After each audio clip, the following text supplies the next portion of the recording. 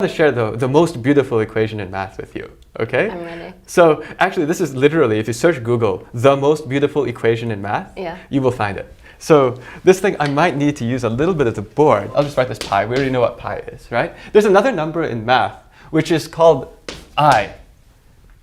This is the square root of -1.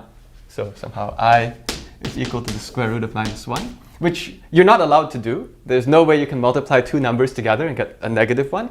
Well, there is if you allow what are called complex numbers or imaginary numbers. So that's this I. You can multiply those two together.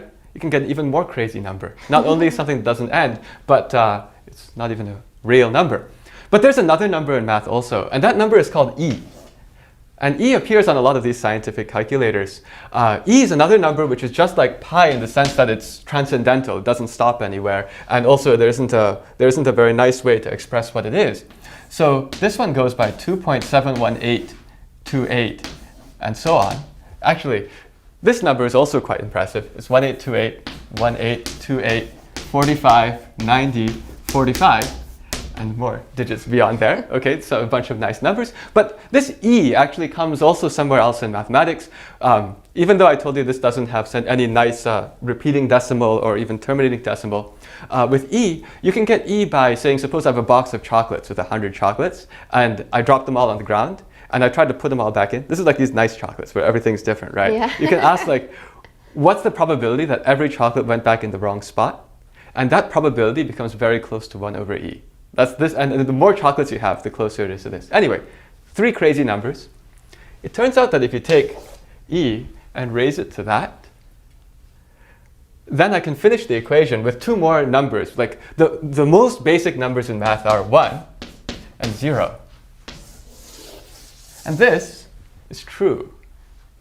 So what's going on here is I've just put together 3 completely ridiculous numbers, and they together make -1.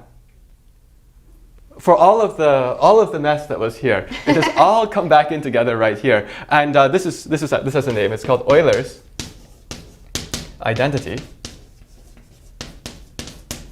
And it is actually the most beautiful equation in math because it combines all of these different constants together. There's your pi there, but suddenly the pi got joined with all these other ones.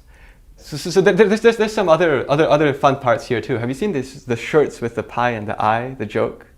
Oh, yeah. Where pi says, get real, and I says, be rational, right? They're basically calling each other out. So I've seen those shirts ever since I was in high school, with like the speech bubble, get real, be rational. It's like the pot calling the kettle black.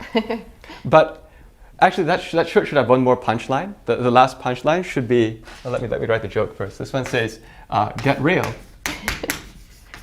And this one says, be rational.